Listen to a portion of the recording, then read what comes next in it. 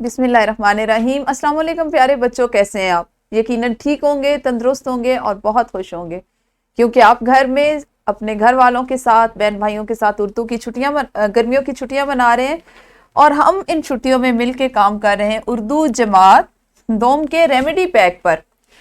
آپ نے اپنا پہلا سبق ہم جو ہے اس کو مکمل کر لیا ہوگا۔ آج آپ نے ریمیڈی پیک کے اس صفحے کو کیا ہوگا یقیناً، اور آج جن حاصل تعلم پہ آپ نے کام کیا وہ تھا نظم اور نثر میں امتیاز کر کے، یعنی فرق کر کے اور سمجھ کر درست تلفظ کے ساتھ پڑھ سکیں۔ پڑھنے کی سرگرمی تھی، آپ نے یقیناً اپنے والدین کے ساتھ، اپنے بڑے بہن بھائی کے ساتھ مل کر اس کو مکمل کر لیا ہوگا۔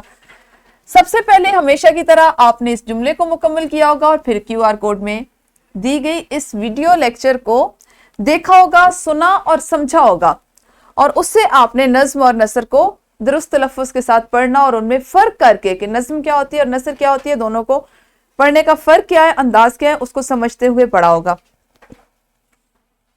آپ نے بتانا یہ تھا کہ آپ کے پاس جو ایک متن دیا گیا ہے، آیا یہ نظم کا ہے یا نثر کا، اور جو درست جواب ہونا تھا اس کو آپ نے یہاں پر اس پر ایک نشان لگانا تھا، ٹھیک ہے؟ یقیناً یہ سرگرمی آپ نے کر لی ہوگی۔ اس کے بعد آپ نے ایک مختصر ویڈیو بنائی ہوگی جس میں آپ جب یہ متن پڑھ رہے تھے تو آپ کے والدین نے اس کی ویڈیو بنائی ہوگی اور آپ کے معلم یا معلمہ کو واٹس ایپ گروپ میں بھیجی ہوگی۔ اس کے ساتھ ساتھ ہمیں بھی آپ لوگوں نے اس نمبر پر یا اس ای میل ایڈریس پر اپنی وہ ویڈیو بھیجنی ہے۔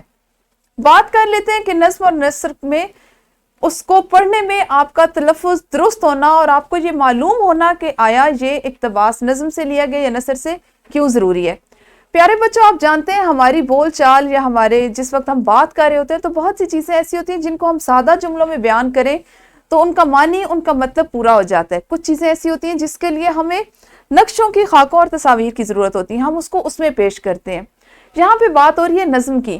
آپ جانتے ہیں جب ہم نظم سے مراد ایسی بات کہ جس میں کسی ایک موضوع پر ایک بات بڑے ترنم سے، لے سے، آہنگ سے کی جاتی ہے، اس کا کیوں ہمیں اس کی بول چال میں ضرورت کیوں ہوتی ہے؟ یہ بات میں ایک لطف لاتی ہے، سننے والا بھی لطف اندوز ہوتا ہے، پڑھنے والے کو بھی اچھا محسوس ہوتا ہے۔ یہی فرق ہے کہ جب آپ نے اپنی بات کو زیادہ مؤثر انداز میں کسی تک پہنچانا ہو تو وہاں پہ آپ کو نظم اور نثر کا فرق پتہ ہونا چاہیے، اور آپ کو ان دونوں کو پڑھنے کا فرق معلوم ہونا چاہیے۔ آپ جانتے ہو کہ کس موقع پر آپ شعر سے کام چلا سکتے ہیں، آپ کوئی شعر سنائیں گے تو آپ کی بات مکمل ہو سکتی ہے، اور کون سے موقع پر آپ نثر میں سادہ جملوں میں، سادہ الفاظ میں بات کر سکتے ہیں۔